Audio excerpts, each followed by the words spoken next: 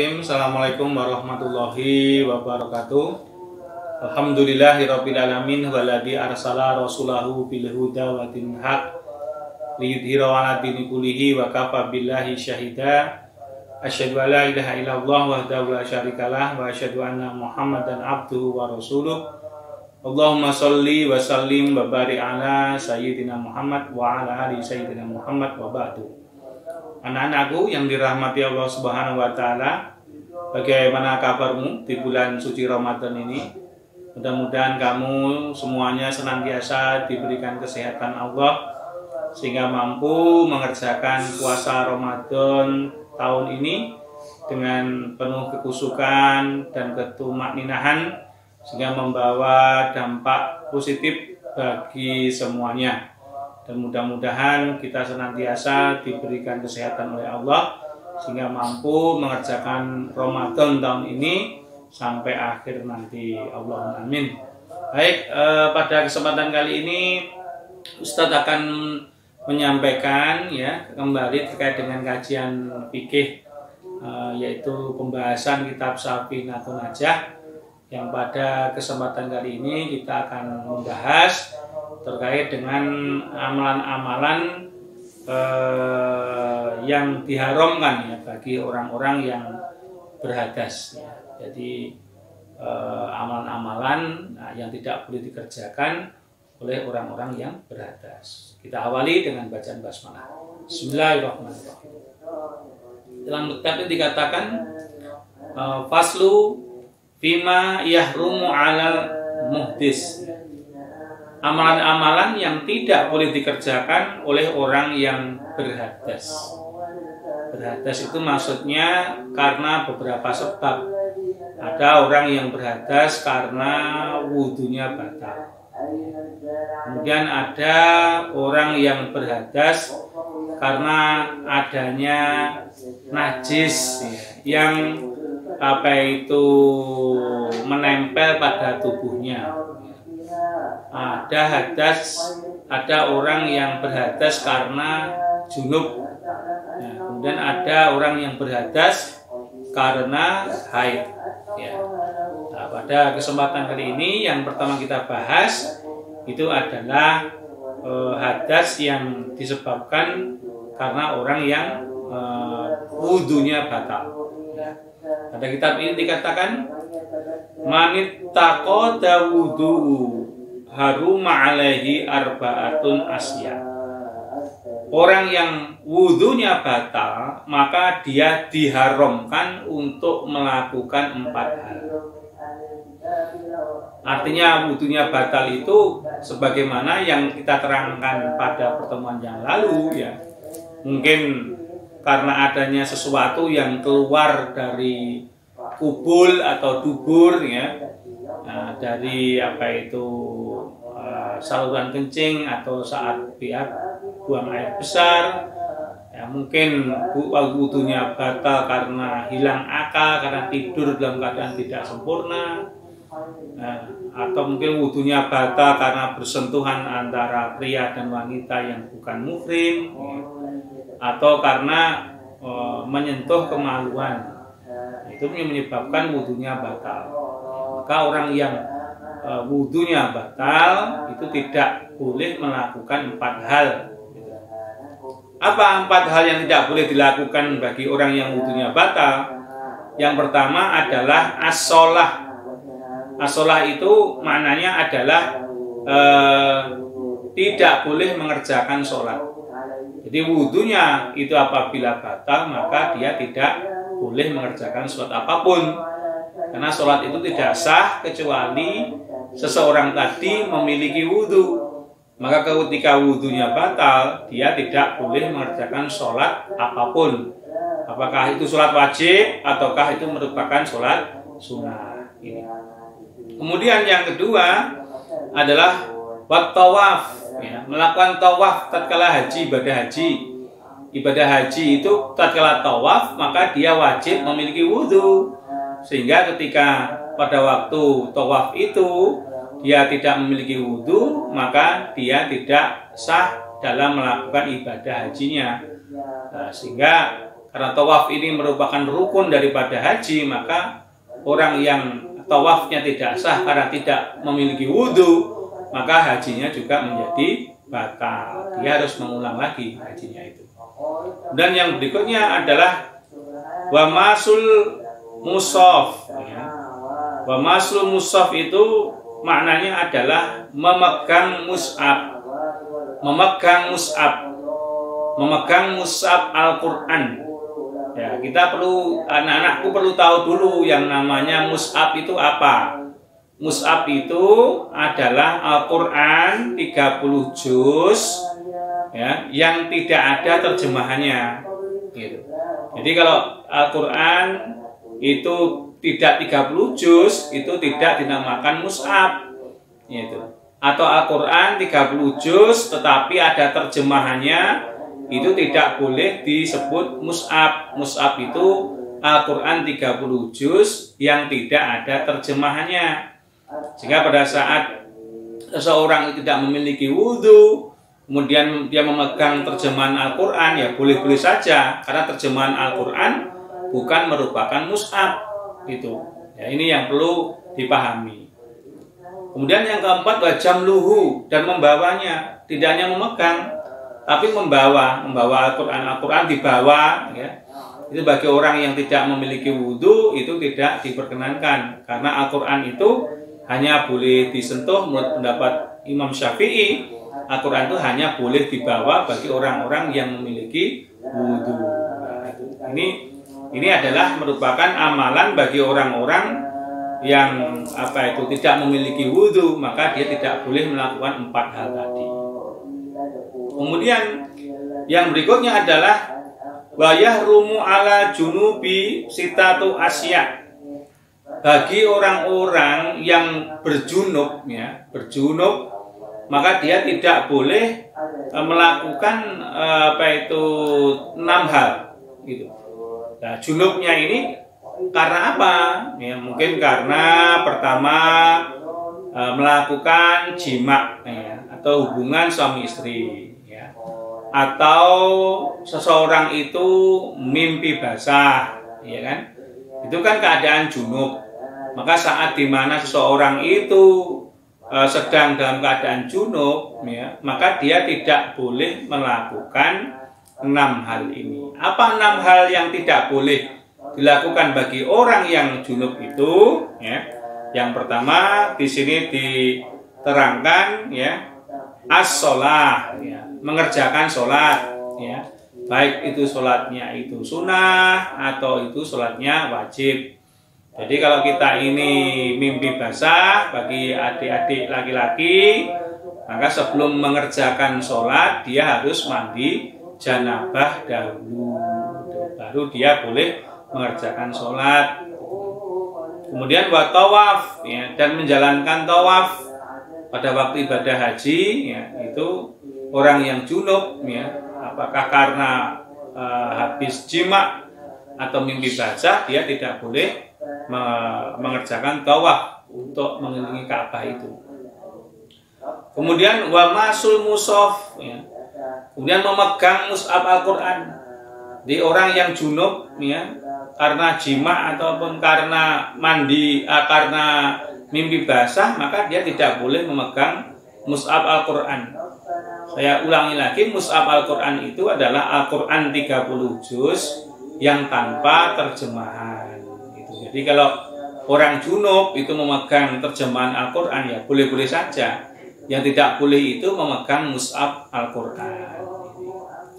Kemudian wajamluhu, ya, dan membawa Al-Quran, membawa mushaf Al-Quran bagi orang yang junub juga tidak boleh. Gitu. Nah, kalau memegangnya saja tidak boleh, apalagi membawanya tidak boleh. Maka ketika dia mau membawa Al-Quran, maka dia harus mandi junub dulu. Nah, ini. Kemudian yang berikutnya adalah walubathu fil masajid, ya. Atau ketika seseorang itu yang junub itu berdiam tinggal di masjid, ya. Jadi orang yang junub tidak boleh berdiam, ya, duduk berbaring di masjid, ya kan? Yang di masjid itu mananya adalah masjid ya, induk masjid itu. Kalau dia berada di halaman atau berada di serambi, tidak masalah, tapi dia tidak boleh masuk di dalam induk masjid itu. Ya, bagi orang-orang yang junub, dia hanya sampai di serambi masjid, tidak boleh masuk di induk masjid. Kalau di depan masjid, di serambi masjid, monggo. Tapi kalau di dalam masjid, di induk masjid, itu tidak boleh. Ya, ini. Kemudian bagi orang yang junub, dia tidak boleh melakukan qiraatul Quran, membaca Al-Quran. Ya. Jadi membaca Al-Quran juga tidak boleh bagi orang-orang yang junub, maka dia tidak diperkenankan untuk membaca Al-Quran. Ya. Tidak boleh membaca Al-Quran. Karena kalau kita memegang aja tidak boleh, membawa tidak boleh, apalagi membaca Al-Quran lebih tidak boleh lagi, gitu kan. Jadi berdosa, bukan berpahala. Jadi kalau orang junub membaca Al-Quran, dia tidak berpahala, tapi dia malah berdosa. Nah, ini. Nah, kemudian kelompok yang ketiga, ya, amalan yang tidak boleh dikerjakan bagi orang yang berhadas. Ya. Di sini di dalam kitab ini diterangkan wa yahrumu bil haidi asaratu asya. Jadi bagi orang yang haid, bagi wanita yang haid, maka dia pun tidak boleh melakukan 10 hal. Jadi khusus kepada kamu ya, para ahwat ya, santriwati ya, maka saat haid kamu tidak boleh melakukan 10 hal ini, yaitu apa saja? Yang pertama as-sholat, mengerjakan sholat. Apakah itu sholat wajib atau mengerjakan sholat sunnah. Wa tawaf, sebagaimana tadi ya, tidak boleh mengerjakan tawaf pada saat ibadah haji, dia tidak boleh mengerjakan tawaf itu. Kemudian wa masul mushaf ya, membawa mushaf Al-Quran. Orang yang haid tidak boleh menyentuh, tidak boleh menyentuh Al-Quran. Saya ulang lagi, wanita yang haid tidak boleh menyentuh mushaf Al-Quran. Mushaf itu adalah Al-Quran 30 juz yang tidak ada artinya. Kemudian wajamluhu, juga tidak boleh membawanya. Orang yang haid tidak boleh membawa Al-Quran. Jadi tidak boleh membawa Al-Quran. Kalau Al-Qurannya ditaruh di dalam tas bagaimana, Pak? Ya, kalau dalam tas nggak masalah. Ya, itu yang tidak boleh itu membawa langsung ya, artinya kulit tangan kita ini menyentuh mushaf itu tidak boleh. Tapi kalau itu ada pelapisnya seperti ditaruh di tas dan sebagainya, ya boleh-boleh saja. Kemudian yang berikutnya, walu ba'tsu fil masajid ya. Orang yang haid itu tidak boleh berdiam di dalam masjid ya. Jadi para ahwat kalau haid itu batasan maksimalnya adalah serambi masjid. Halaman masjid atau serambi masjid, dia tidak boleh masuk di dalam induk masjid. Itu. Jadi seperti itu. Jadi kalau di halaman masjid, monggo. Kalau di serambi masjid, monggo. Tapi dia tidak boleh berada di induk masjid. Bagi orang yang haid seperti itu. Nah, kemudian yang berikutnya adalah wa qiraatil Quran. Ya. Membaca Al-Quran. Bagi orang yang haid tidak boleh membaca Al-Quran. Masih banyak amalan-amalan yang bisa dikerjakan ya, pada saat wanita itu haid. Contohnya membaca buku-buku Islami, membaca terjemahan Al-Quran, ya, ataupun membaca literatur Islam melalui internet, boleh-boleh saja. Yang tidak boleh dilakukan adalah membaca mushaf Al-Quran yang 30 juz tanpa ada terjemahan itu. Kemudian wasaum, orang yang haid tidak boleh mengerjakan puasa, bahkan berdosa kalau dia mengerjakan puasa. Ya, jadi wanita haid kok menekat berpuasa itu berdosa. Lalu bagaimana penggunaan pil penunda haid itu ya agar mampu mengerjakan puasanya itu 30 hari penuh, 1 bulan penuh, Pak. Ya, tetap tidak boleh ya. Jadi wanita itu tidak boleh memaksakan dirinya untuk mengerjakan ibadah, ya, kalau dia menentang fitrahnya atau kodratnya. Jadi pada waktu haid ya kita terima, ya, dengan kerelaan hati kita, itu syariat Allah tidak boleh. Nah, dan masih ada waktu penggantinya saat kita nanti selepas Ramadan itu kita hitung hari yang tertinggal. Ya, misalnya mengkodok puasa atau nyaur utang puasa, kan masih boleh. Tidak boleh menggunakan pil penunda haid. Itu malah akan merusak hormon yang tidak baik bagi kesehatan wanita. Itu berbahaya nanti. Kemudian yang berikutnya adalah watolak. Melakukan perceraian. Jadi suami itu dilarang untuk menceraikan istrinya di saat istrinya itu sedang haid. Jadi seorang suami itu dilarang untuk menceraikan istrinya di saat haid. Atau seorang istri dilarang untuk mengajukan gugatan cerai kepada suaminya di saat dia sedang haid. Kalau ada pertanyaan, Pak, nah, kalau seandainya suaminya itu tetap mentalak istrinya di saat haid, maka perceraiannya itu sah atau tidak menurut agama? Sah. Jadi walaupun pada saat haid istrinya haid, seorang suami tidak boleh menceraikan istrinya, nah, tetapi perceraiannya itu tetap sah. Tetapi laki-laki suami yang menceraikan istrinya itu berdosa besar. Berdosa besar. Perbuatan menceraikan istrinya di saat istrinya haid itu dosa besar. Tetapi perceraiannya tetap sah menurut pendapat para ulama. Seperti itu. Nah, ini yang perlu kita renungkan bersama. Kemudian yang tidak boleh dilakukan bagi wanita yang haid adalah wal mururu fil masajid in qafat talwi'ah, ya, yaitu melintas atau lewat di dalam masjid yang takut kalau darah haidnya itu menetes. Jadi mungkin walaupun itu di serambi masjid, ya, tapi kalau kita ini sedang haid dan kebetulan tidak membawa pembalut, ya, maka berdiam diri atau melintas di serambi masjid itu sesuatu yang dilarang bagi wanita haid, karena takutnya darah haidnya itu akan menetes, akan mengenai lantai masjid sehingga tempatnya itu menjadi najis. Nah, itu makanya kalau kita pergi ke masjid di halaman atau di serambi masjid, ya, maka kita harus memastikan diri kita pakai pembalut. Demikian. Tuh. Kemudian yang ke-10 adalah wal istimta'u baina surati warukbah, atau bermesraan dengan menggunakan anggota tubuh di antara pusat, ya, dan lutut, ya.